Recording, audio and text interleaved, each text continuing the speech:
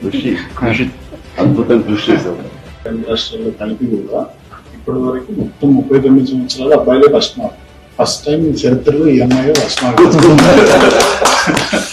That's great. మీకు ఎలా ఉంది చెప్పండి.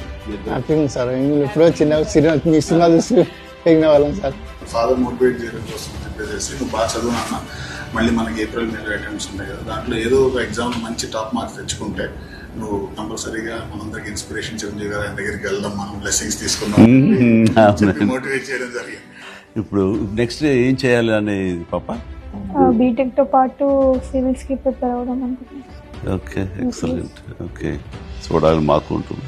అండ్ తల్లిదండ్రులకి నువ్వు గర్వకారణం అవ్వాలి, మీ ఇన్స్టిట్యూట్కి నువ్వు గర్వకారణం అవ్వాలి. ఇదే లక్ష్యంతో మన ఖచ్చితంగా సాధిస్తామన్న దృఢ నమ్మకంతో నువ్వు కఠోర దీక్షగా ఇట్లాగే చేస్తే జరగదంటే ఏది లేదు.